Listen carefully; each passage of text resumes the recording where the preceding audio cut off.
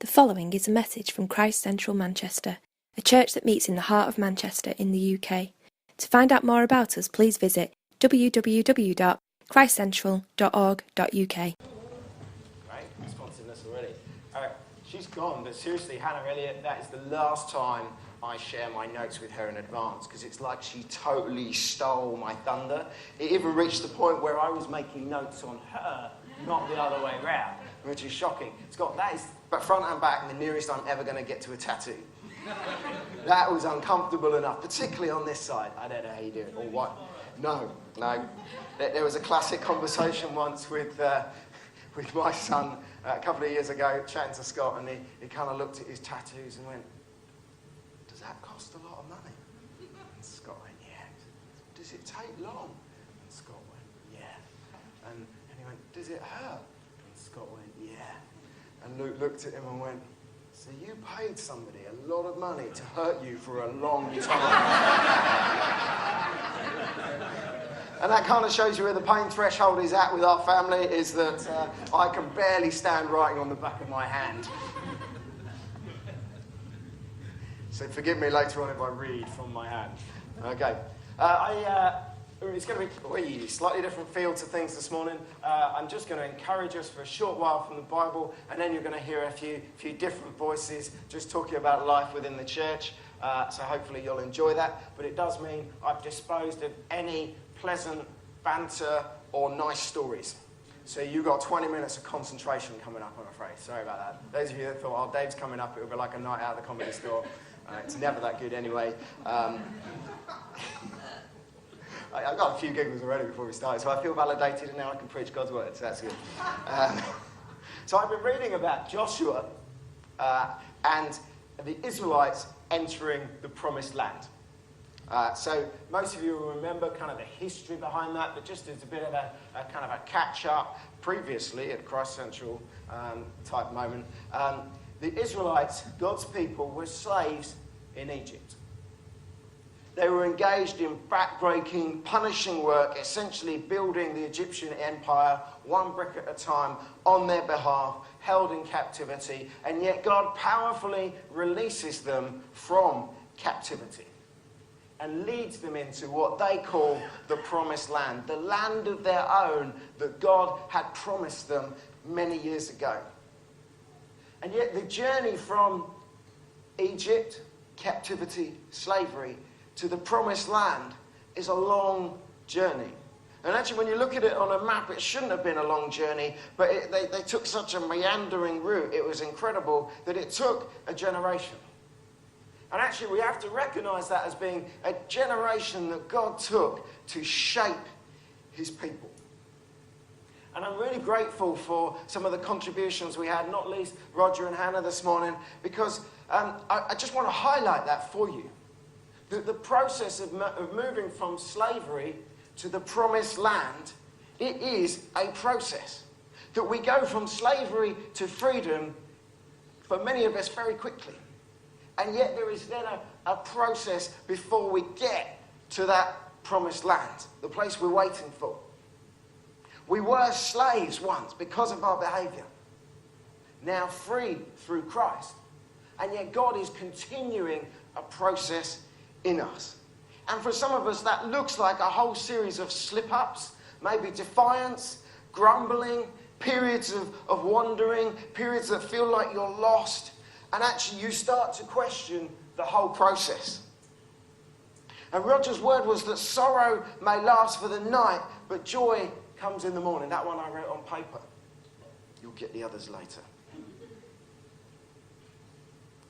If you are in the thick of it this morning, let me encourage you to fix your eyes on the destination, to fix your eyes on the person of Jesus and allow him to continue the process of moving you from newfound freedom to the land where he would have you settle. Because the Israelites did make it to the Promised Land. It was long awaited, but they did make it.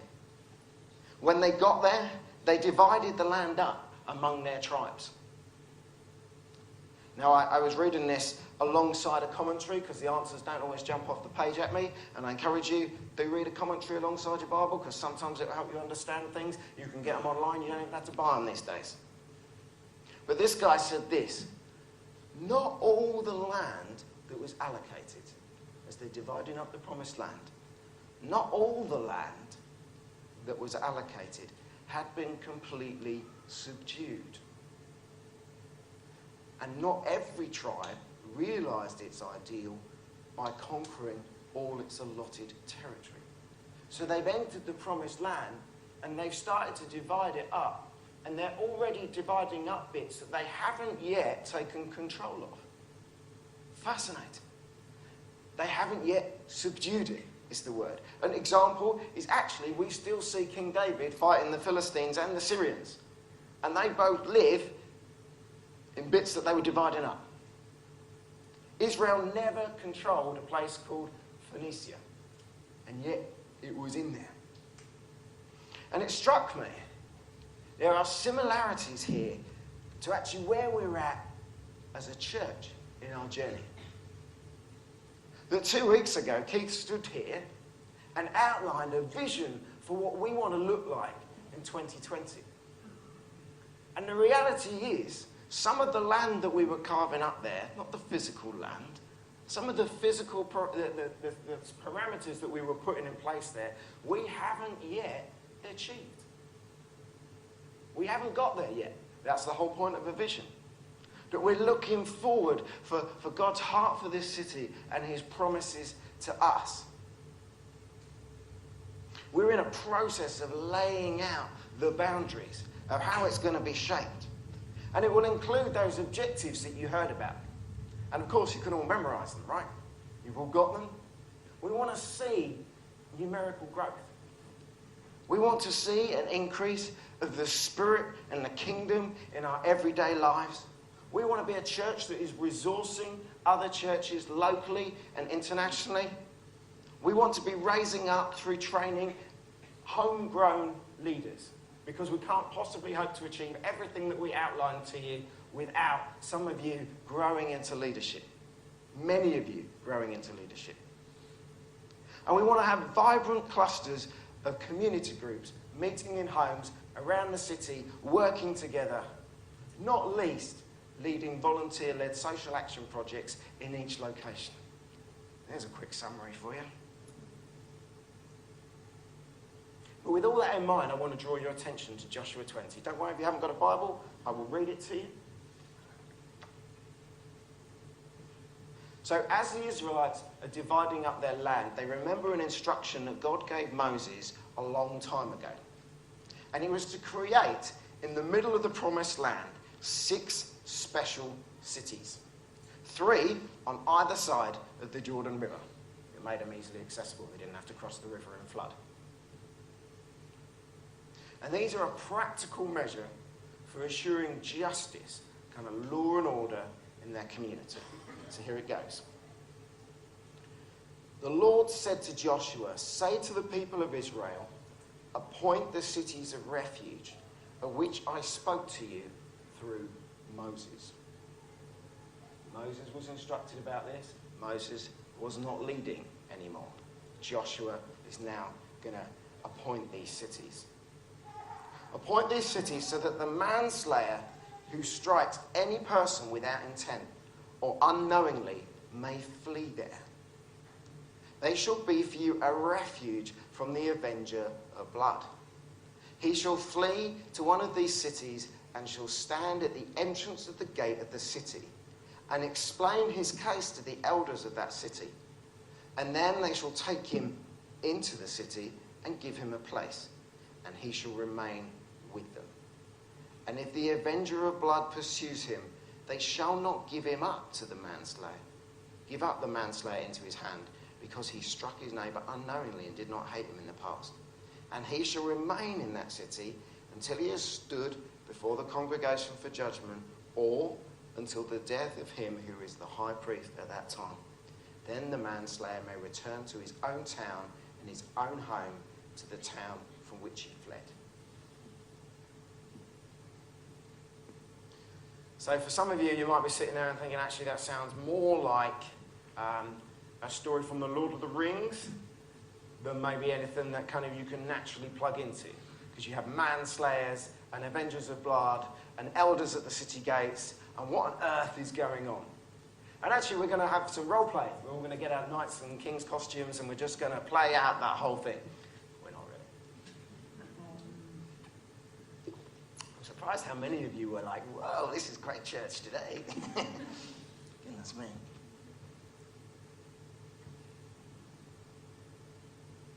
So, as we're reading it, it helps us to realise that, or almost to kind of just grasp the fact that this is a whole other culture. This is a whole other time, a whole other place. It is not England. It is not now. And so actually we kind of need to get ourselves into some of the assumptions around that culture. And a few of them are a bit like this. It's all kind of tied up in Hebrew law and Hebrew culture. And there's this notion that innocent blood must find some sort of satisfaction. That murderous blood of innocent people pollutes the land, pollutes the people, pollutes the city, pollutes the land itself, even the crops. And so there is this notion of a family protector who's obliged to seek justice for his family. And actually that desire for justice can only be resolved by death, or what they called atonement. So atonement is this process of bringing together people that are estranged by wrongdoing, and in some way restoring relationship, restoring unity, because there has been a payment of reparations, a sense of making amends for the wrong that was done. Big old fancy word. Essentially, that's what it boils down to. So this sense of the innocent is killed, there needs to be some kind of reparation and resolve, and so what happens is the manslayer arrives at the city gate. He tells his story to the elders of that community. They offer him asylum. They offer him protection from mindless revenge. They ensure justice. Because prior to that, he's pursued by death. Can you imagine that journey from where you were living to the city of Refuge? That's going to be one hot-foot journey where you're looking over your shoulder because death itself is pursuing you. He is pursued by the consequences of his actions, and yet they take him in, and he is allowed to stay there until he has stood trial, or until the death of the high priest at that time. And if the high priest dies, then the manslayer can return home free. He is released into normal life. His sins are atoned for, not by his own death, but by the death of the priest. So some of you are still kind of, okay, we're high priest, we're still in the land of Elrond and Rivendell. So let's bring it back into kind of reality a little bit. The high priest is exactly what it says on the tin. It is a priest. There we go.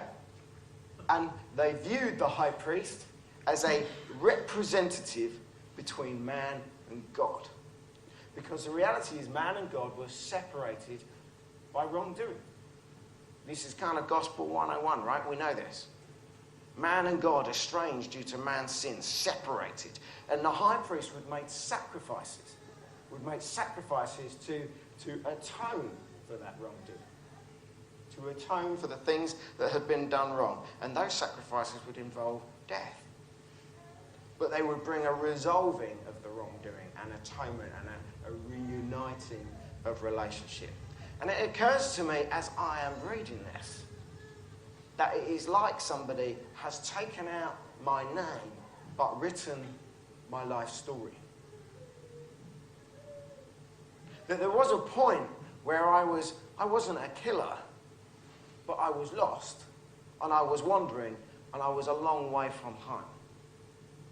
Where I was troubled and unsettled because I felt pursued by the insecurity and the consequences of my own actions.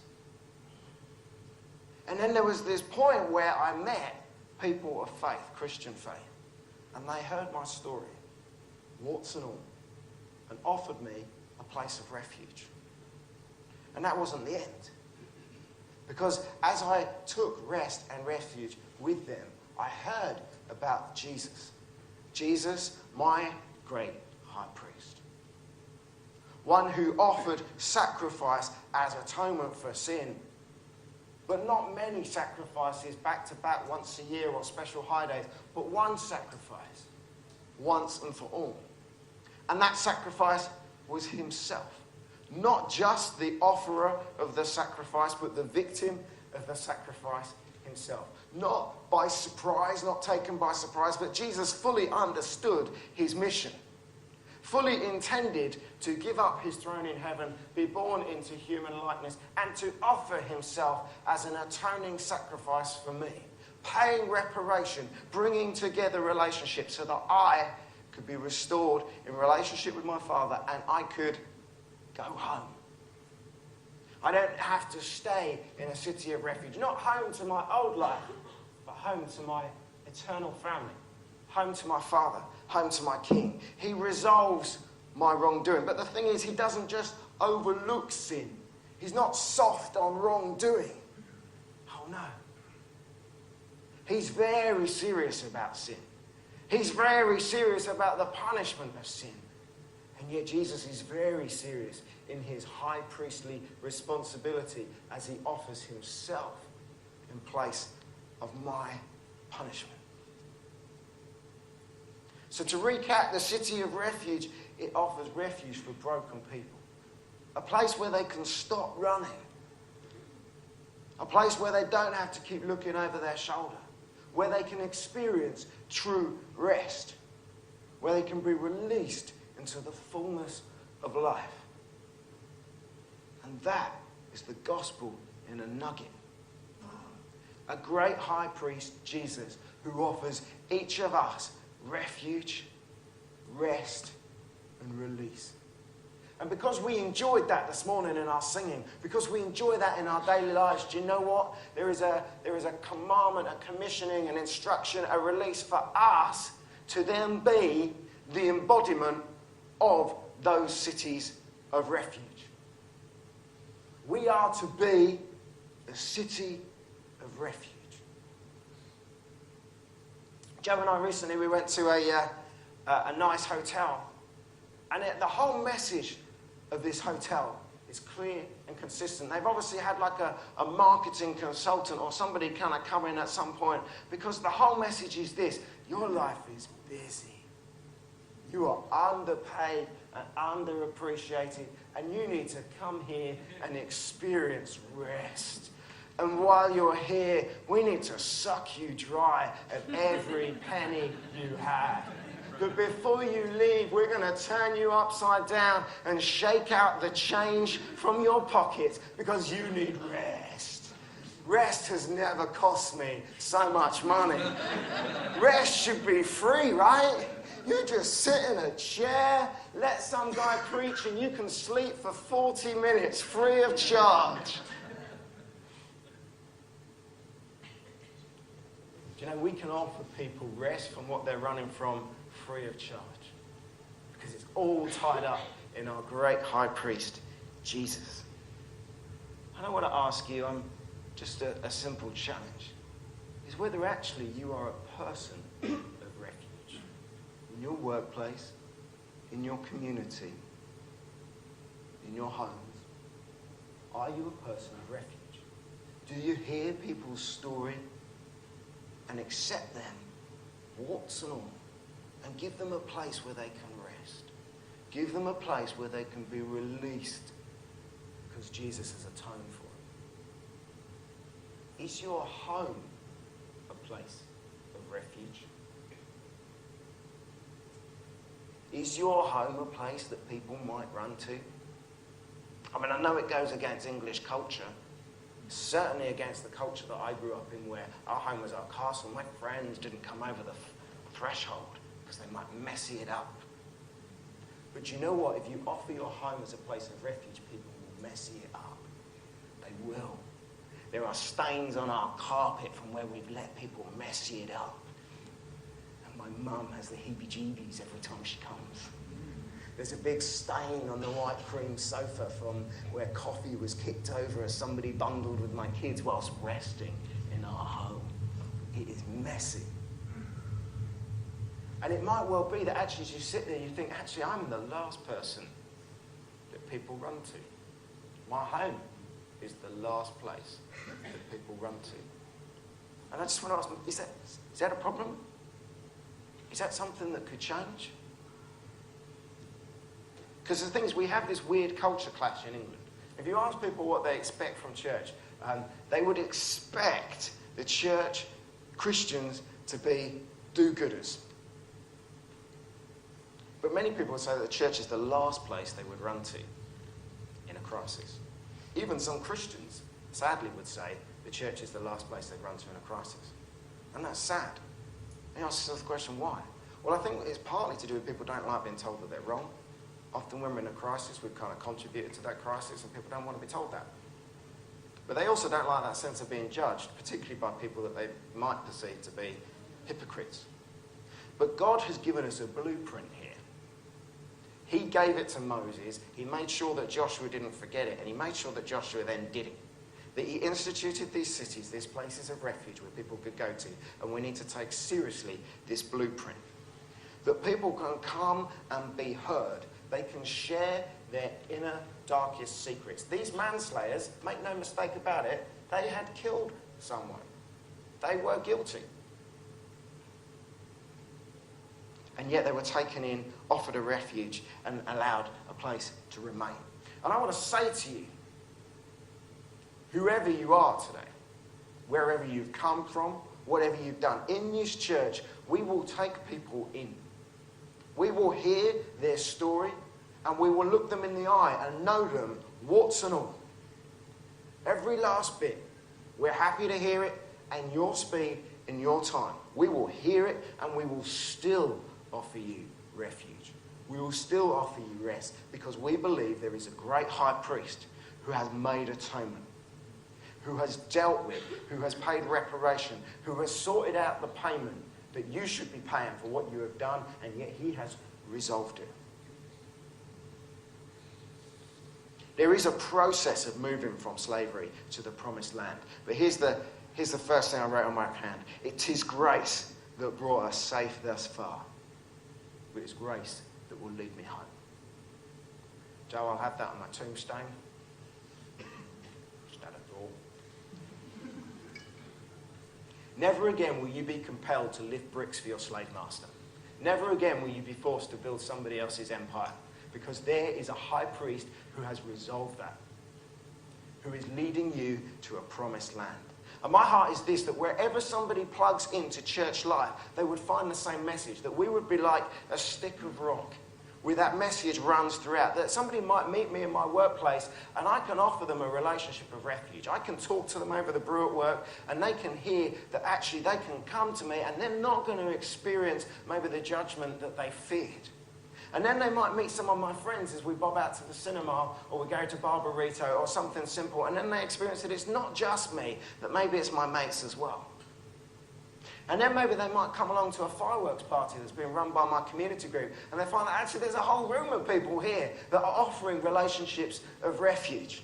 And then they might come to a pub quiz that's run by my hub in a local tennis club, and then they'll find actually there's a whole bunch of people treating each other in this way with grace, offering each other relationships of refuge. And then they might come on an alpha course because they want to know, goodness me, where does this come from? And they hear about this great high priest Jesus who offered himself as the atoning sacrifice. And by the time they get to Sunday morning, actually the deal is already sealed, because they recognise this is a place of rest and release. Our vision is this, that we would be a city church at the heart of local communities. So not just here. Hubs, clusters, gatherings of community groups, meeting in people's homes, believers living out this one anothering together, facilitating prayer, discipleship and outreach, and leading social action, engaging with their communities across Salford, the city centre, South Manchester, Wilmslow, and as Keith said the other week, to be honest, anywhere you can see out of your front room. We want to have clusters of believers gathering together, offering places of refuge to their local community. The large and the local. A full expression that people can plug into at different places and experience that stick of rock. A place of refuge, a place of refuge, a place of refuge, a place of refuge. Wherever they plug in, a place of refuge. And this is for anyone. The criminal, the angry, the violent, the sad, the lonely and the oppressed, the young, the old and the in-between, the rich, the wealthy and the powerful, the student, the apprentice and the not in education, employment or training, the English, the European or the man from the four corners of the globe. That this is a place of refuge. Now, I promised you some other voices, and I know what you're thinking. You're sitting there thinking to yourself, I wonder what it's like to be one of these small community gatherings that meet around the city. So I'm going to invite Jo and some of her friends, because I know that's what you're wondering, to come and share some of their experiences of church life together.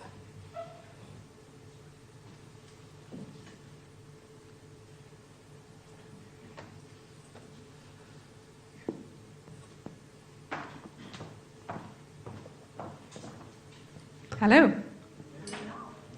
Right, so we're going to invite a couple of people up to come and just share a little bit with you. So we're going to start off inviting Kristen, and then Hannah and Kit, if you can come up to the stage. So these guys are going to share a little bit about their experiences of being in community groups in this church. So Kristen has been here for a couple of years now. From Germany originally, but is living here in Salford now. So, first of all, Kristen, tell us how long you've been in your group. I joined about 1.5 years ago. And can you just share with us why being in a group is important for you? Beginning of last year, I did an Alpha course, and it just got me more interested into getting to know a bit more about God and exploring my own faith a bit more. And it also was a bit of a starting point for me to realize that I just had to share my life a bit more and just try not to face everything by myself, and that I just needed a few changes in my life. And I just needed a bit more guidance and support to do that. So I just kept coming to church on a Sunday. But I find that there are just a lot of people, and it's a bit difficult to get to know someone really and to just discuss things with someone. And if you're a bit more of an introvert like I am, and are fairly new to the church, it's just a bit even more challenging getting to know someone. And so I thought a community group would be a good idea, and it's a lot of less people than on a Sunday, so it's a lot more intimate. But it's also still a good-sized group. So if you're a bit more quiet and don't have such a good knowledge of the Bible, you can also hide a little bit and just, observe people and learn from their experiences and perspectives. And then over time, I find that you automatically get more involved into the group. And it just also helped me to, get out more and meet up with people and just build up friendships. And get dragged into babysitting. So how's being in a group affected your understanding of or your relationship with God, would you say? Well, I struggle with a lot of doubts, and I think being in the group just helped me to get to know God a bit better and just to trust Him a bit more. And I think even the group itself was a bit of a picture of God to show me who He is. The members of the group just accepted me as who I am, this weird German, being fairly quiet and speak with this weird accent, and I don't always make sense in what I'm saying, but they still accepted me, and they just gave me room to build up trust, and that helped me to lower my masks. And they do challenge me, but they never pressure me, but they encourage me, and they just show me support and that they care for me. And but I also realized that I have to invest into these relationships. And that just the main point is not to second guess everything, but to just trust. And in the end, this trust is also one of the main bases, I think, with our relationship to God. And I think the main step to take to, close the gap between God and me, and just sharing life with the people also makes you aware again that you are not the only one that is going through struggles, and that's just part of life, and that it's not a sign that God wants to punish you or it's due to your little faith, but that He sometimes uses this time to just help you to grow stronger and to just draw you closer to God again. by placing these people into my life, God also showed me that he kind of still cares about me and that he's not given up on me yet. And how would you say it's affected your day-to-day life at the minute? I think it helps me just to have God more present during the week. I'm not the best in picking up the Bible by myself or praying and things like that, and it just helps me to do that. And I mean, when you leave the group, it's not, you leave the door and then you forget about everything that was said. It just sticks with you during the week. And also it's sometimes through more practical things. For example, a few months ago, a member of a group lent me a book.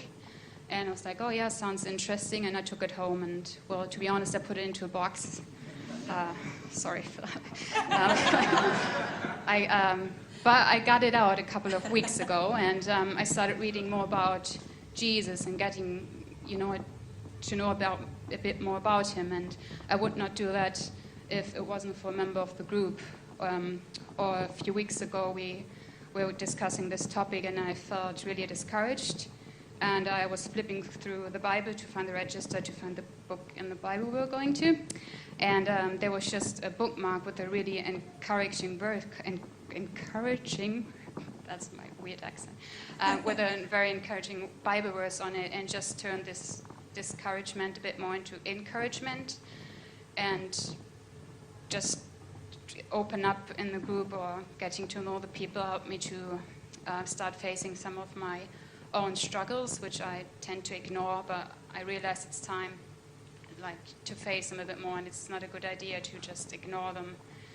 And it also helps me just to socialize more and live my day-to-day life a bit more positive, and it just encouraged me to know that there are people that care about me, and that there are people that I can not only have a good time with, which we do have a lot of fun, but I know these are people that I could also turn to in my struggles, and that's really important to know, I find, for me, especially since I live now further away from my family.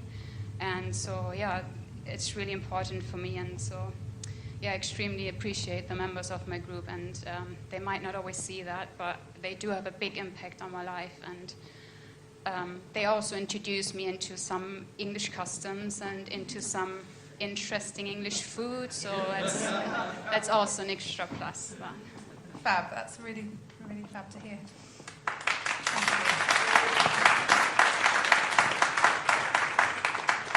And she does make amazing cakes. If anybody ever wants to invite her around for dinner, tell her to bring a cake. So this is Hannah and Kit. So they've been at our church for a while now. 6 years, and we've known Hannah since she was about this small, from doing kids camps. So similar thing, guys. Do you want to share how long you've been in your group and what sort of why it's important for you? Well, I was sort of loosely attached to the group that Hannah was in up until the point that we got married, and so I personally been sort of an actual member of the group for about 2 and a bit years. I've been there since pretty much the beginning of the group, which was about 4 years ago, I think. Mark will correct me if I'm wrong. But I think it was about 4 years ago. So why is it important to you guys? Yes. Well, for me, I find that it allows us to sort of talk about the preach on Sunday and any other sort of issues that we may be having in a more intimate setting that being at church doesn't always allow. Obviously, there are lots of nice people out here. Which is good. But it allows you to sort of speak in a more intimate setting, in a more personal way that isn't always possible inside of church. It's been a really big support network for us. There's been a lot going on in our lives over the past 4 years. I had a very stressful time training as a teacher. We've had a lot of stressful personal circumstances since we've been married. And so it's just been really good to have people around us who know what we're going through and will stand by us in it. Fab. How does it affect your understanding of our relationship with God?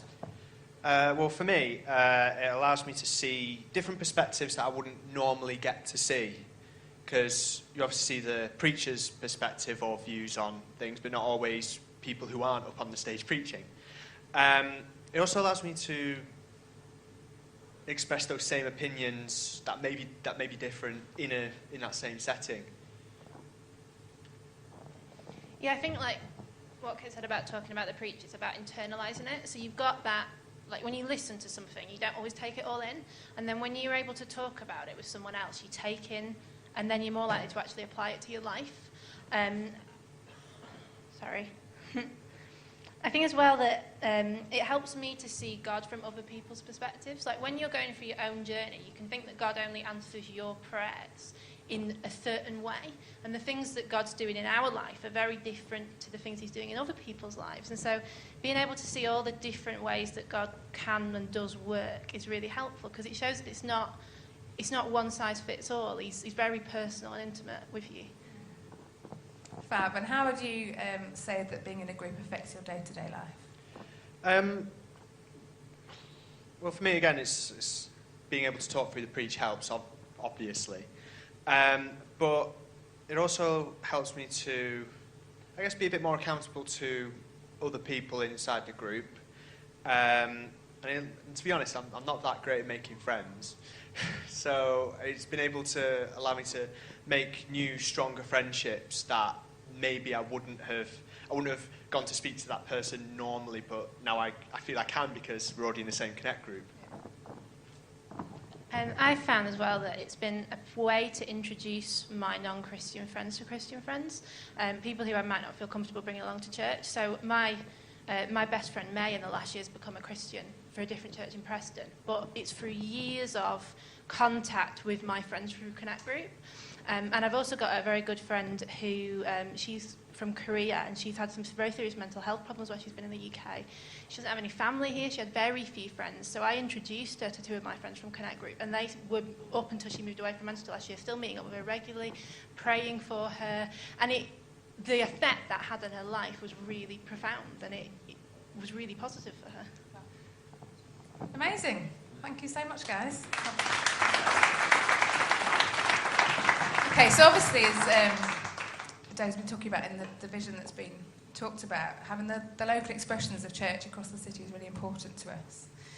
So the vision is to serve, obviously, multiple communities with the clusters of groups, with the hubs.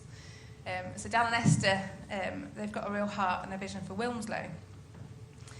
Obviously, we're not there yet, as Dave's talked about in his preach. It's something that they're looking forward to, that they're trusting God for. So if you guys want to come up and just share a little bit of your heart and what you're looking forward to.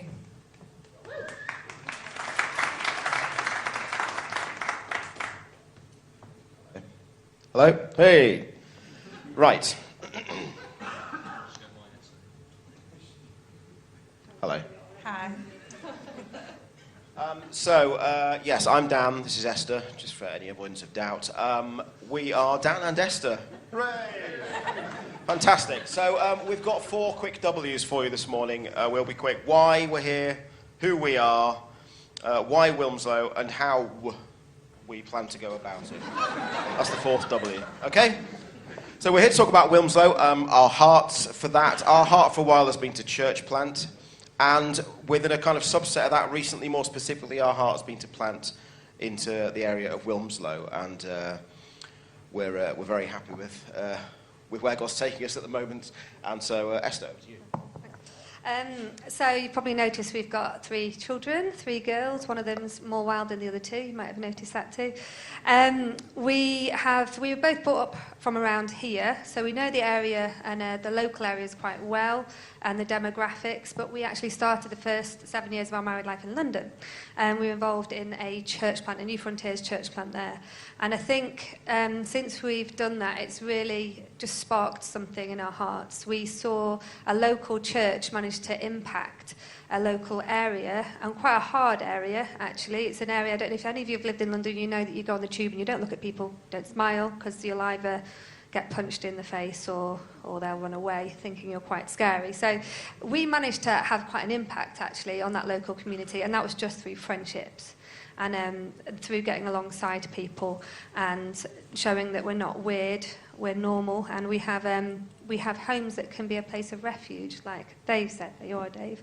And so I think that's what sparked it for us, and it's something that hasn't gone away. And if that can happen in a place like London, then how much more can it happen in a small town up here? Absolutely. So why Wilmslow? Well, Wilmslow, It is a suburb of Manchester. We've decided it is, okay? For the avoidance of any further doubt, it's Cheshire / Greater Manchester. I just want to lay that to rest right now. We make no apologies for the fact that we are moving into an affluent area. We are not affluent ourselves. We're not moving there because we thought, oh, yeah, that looks like the place we'd like to buy a £1 million house. Just search down the back of the sofa and find £1 million. It's not like that. We are moving into that area deliberately because we feel this is the kind of group, the demographic, the type of people that God really wants us to try and help him to reach. It's the kind of place, if you know it, where beauty is very skin deep in many senses. There's a lot of money there. It's kind of how many Range Rover Evoques can I fit on my bonded gravel drive? It's that kind of neck of the woods. But underneath that, there's a lot of, there are rough areas as well, and there's divorce, there's alcoholism, there's a great loneliness in the area because of a lack of a sense of community. And so what we really want to do is engender a strong sense of community, and we want to do that around meeting together, first in our home and then in our homes as community groups, and then seeing where God takes it from there. And there's a sense, I think, that Wilmslow is seen amongst some Christians who've been around on the northwest scene for a while maybe, as a relatively difficult place to break into spiritually and difficult to embed in as a church congregation for precisely those reasons I've talked about. There are churches there already doing some great stuff, but there aren't really many churches like this one. So having said all that, how are we going to do it? Esther, how are we going to do it? Thanks for that. We want to engage authentically with people around us, so make real relationships with people. We have intentionally got our children into the most local school to our house, so that that's only a 10-minute drive. We could have kept them where they were, but we want them to be in the local community, partly so that we can engage with their parents and other people in the local area, Dan's work, his colleagues there, and more importantly, our neighbours. We really want to engage with our neighbours and make strong relationships with them. We want to affect the community literally around us and then beyond, and that we hope is through friendships. And we're pretty sure a lot of this will revolve around food, because it tends to in our house. And it will probably get quite messy as well, like Dave said, and that is okay. That's something I keep telling myself will be okay. Absolutely. So your comments, conversation and prayers for our carpets are really welcome. Prayers are really welcome. Read God's direction for our family as we settle into the area. Literally, we are currently about to move. We bought a house on the kind of Handforth-Wilmslow border. We aim to be in there on the 21st of November, so pray for solicitors that they, A, pull their finger out, and B, know what they're doing with that finger once they've pulled it out. And so that would be great. We really want to get moving and get in there as soon as we can. It's been a bit of a slog so far, and so prayers for a smooth process would be great. But just a fantastic answer to prayers, what Esther was saying about the girls. We've got them both into Style Primary School, which is a beautiful little primary school locally, and our community group specifically prayed for that, and that's one of a number of answered prayers we've seen as a community group recently, and so we are so grateful and full of faith and anticipation for what God's going to do in Wilmslow. Fabulous. Thank you so much. So really exciting to hear from them and see what God's going to be doing, sort of bringing the rest and release that Wilmslow so needs. And obviously as a church we're going to be sharing that with Dan and Esther the whole way. So we already have a number of community groups across the city. We are now going to give each community group leader 1 minute to come and share with you something special about their group. So if you'd like to come up, so either the leader or somebody else who can talk if your leader's not here. So talk between yourselves if your leader's not here, and send somebody up. So, why do you need to listen to this? Obviously, there are lots of people here in groups. There are some people that aren't. If you're not, we really want you to consider joining one. Obviously, numbers is strength, isn't it? So, if you can, to listen to these guys and actually really think, where can I plug in? Where's near me? What captures my heart? Where can I plug in to help strengthen? We want you to catch a heart for what's going on already, and actually pray for the groups and pray that we can really multiply. So, Mark, so we want to know where you meet, when you meet, and what you do. Okay. My name's Mark, and me and my wife Hilary run a group near Manchester University and near the hospital as well. So we're in South Manchester. We meet at our house in that area, and we've just moved to Thursday evenings at 7:30.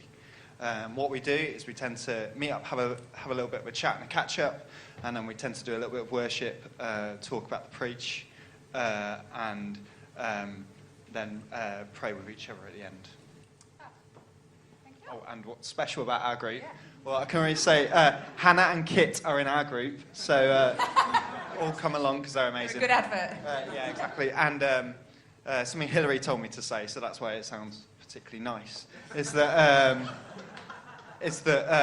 we support each other, like we make a real point of really trying to support each other in prayer as well, making that a big part of our group. So there you go. Anne-Marie. Hello, my name's Anne-Marie and my group is in Salford. We meet on a Tuesday night at 7:45 and it's near Salford Royal Hospital. We do pretty similar to Mark's group. We meet, we catch up, we pray together, we worship, we talk about the preach on the Sunday. Yeah, that's what we do. What's special about it? I love the fact that my group has got people in it of a whole range of ages. We've got from newborn to 70s. We've got people from all kinds of backgrounds. We've got parents, we've got single parents, we've got singles, we've got marrieds, we've got a range of different types of people. And what I love about it is that we're not just talking about life, we're actually living life together. So I love my group. Sign up for it. Fab. Thanks, Anne-Marie. Okay, Davin. Hi, I'm Davin, and we meet in Salford. The sort of stuff that we get up to is quite similar to what's already been said. We'll do quite a lot of praying, we'll do some Bible study, we'll have a meal together, something special. We have quite a deep friendship with each other, and we try and encourage people to go out of their comfort zone, which is quite a powerful thing. Oh, thanks, Davin. Okay, here's Annika. Good morning, my name is Annika. We meet at different locations throughout of South Manchester. The reason is because we encourage everybody to be hospitable, and we all live that in our group. So we meet in Birditch, we meet in Heaton Chapel, and we meet in Stockport. We change venues, and we even sometimes venture off to Salford. Anyway, our community group meets on a Wednesday at 7 o'clock. We start our group always with a meal. Someone prepares something special, and we enjoy something from all kinds of walks of life, which is very interesting and very nice. What makes us very special is that we really have a heart for social action. So we're always looking for things that we can do in our area to really make a difference. And even if that means painting someone's wall, we are there and we do that. So we have lots of fun together. I think that also makes us special is that we are really part of each other's lives, in the sense that through difficult things that we've gone through in our community group, we've always stuck together and prayed for each other. And even in times when we just have lots of joy and fun, we do that very well together. So please join us. Fabulous, thank you. Here's Paul. Hi, yeah, I'm Paul, and I run another Salford group, one of the 3 Salford groups, together with my wife Avril and the ushers. Unfortunately, couldn't make it here, Abby and Lewis. We meet on Wednesdays, 8 p.m. every other Wednesday, and we also do like weekends on a Saturday or a Sunday once a month. We meet for like a meal and sometimes prayer, sometimes worship, which kind of makes it just a bit more easier for people with young families to come to our group. I think we're quite passionate about encouraging one another, supporting one another, and just being for one another. And and kind of also we try and make things with the weekends. We try and make things a bit more accessible for young families, and we're working at trying to kind of bring some kind of worship and prayer together and getting the young ones involved. Brilliant. Thanks. Thanks, Paul.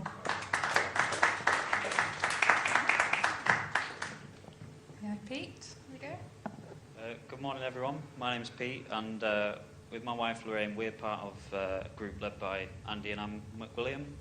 So we meet as a group sort of every other Wednesday, pretty much, about 7:30.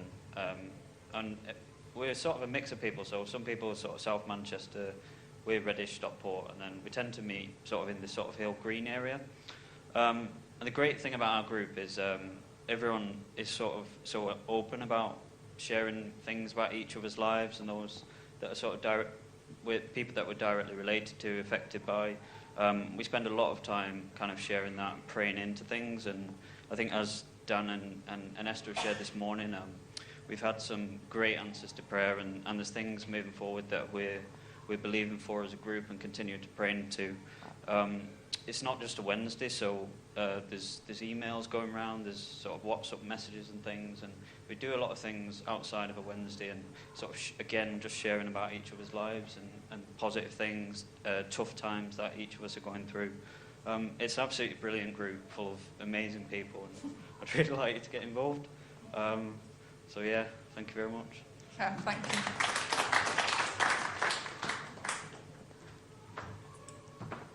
Hi, we're a duo. What a duo, Dave, I know. Yes, I feel like off Dave's laugh, it was one of those comments I had off Dave, I wouldn't have put you and Paul together leading a home group, but we absolutely have the same heart, and yeah, basically I'm doing the practical bit, so I'll let Paul talk about what our heart is. But we're a city centre group. We meet on a Thursday, 7:15. We're at Castlefield at Monica's flat. It's very near Deansgate tram stop. It's very diverse, so it's a real mixture of 8 different ages and stages of life, but also quite different nationalities. So we've got Polish, Seychelles, South African, and Mancunian represented. Is there anyone else that I've missed? No, that's everything. Yeah, our heart's really to see each other grow in God, and we give a special place to the Holy Spirit in our group, just welcoming and honouring the Holy Spirit. So if you want to go deeper in the things of God, maybe this group is the one for you. Fab, thank you.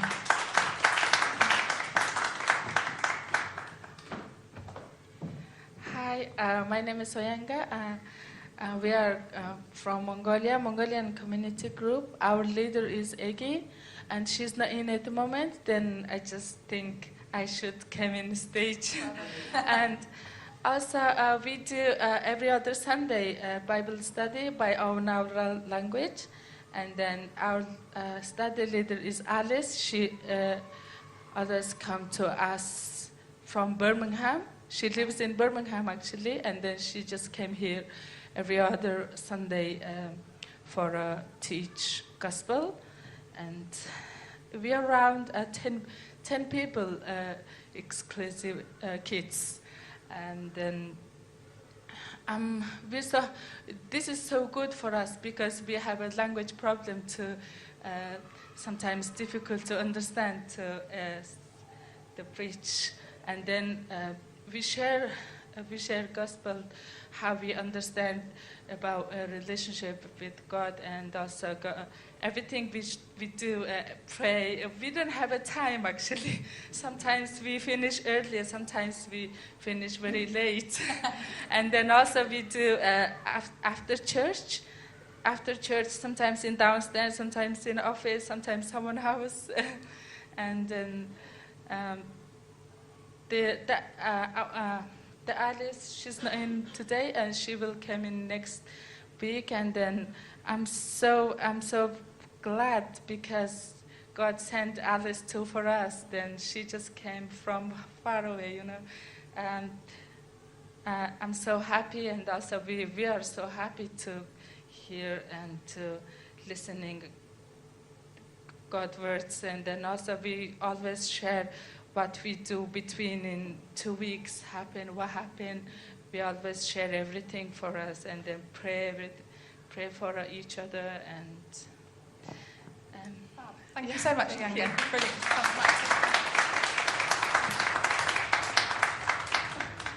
Hi, I'm Matt. I'm part of the Students and 20s group.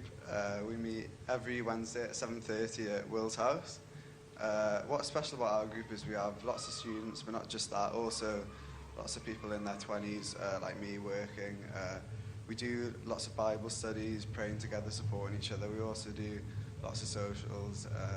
Often it's a social. So we also socialise during the week, play lots of sports together, and often go for lunch after church on Sunday as well. So if you're a student on your 20s, come along. Fab. Thank you so much, everybody. Okay, I'll just hand over back to Dave to wrap up. So the band are going to come up. And while they're doing so, I'd love you to grab a communication card. If you're not in a group and you'd like to be in a group, then this is an opportunity for you to say where you live, and we can put you in touch with the leaders that are in your location. If you'd like to join a group and you're not in one, you can just write on there where you live, and we'll put you in touch. If you are in a group, I would love you to write an encouragement for your group leader that says, you're doing a great job. This is what I love about being part of this community group. So everybody at this point has an opportunity to be sitting there and writing something.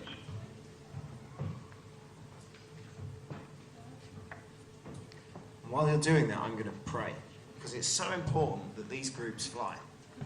It's so important that God sustains their leaders.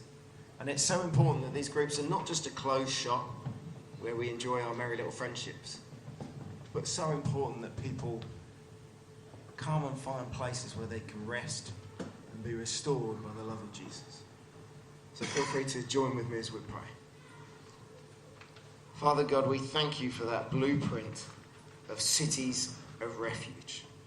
But we thank you that you instruct us to be places where we hear people's story, where we look them in the eye, where we know what there is to know about them, we understand what makes them tick, and yet we can offer refuge. Jesus, thank you that you have offered me refuge in you. Lord, that I don't have to put on a mask, that you know me. You know my flaws, you know my strengths, you know me. And Lord, I pray that this community be a place where people are known, where we don't come with masks, where we don't come with pretense, but we come knowing that there is a Jesus who brings freedom. There is a Jesus who has atoned for our wrongdoings and has paid reparation and has sorted the whole deal out so that I can come home to my Father, that I can come home to my Christian family, God. And Lord, I pray that wherever people connect in with this church, whether it's with one of us in a workplace, whether it's through a family in a community, whether it's through a community group, through an alpha, through a bridge event, through a Sunday morning, that they would experience that stick of rock message, that this is a place of refuge where you can come and find rest and release. Thank you, God. Amen. Please stand, guys, and Hannah will lead us in celebration.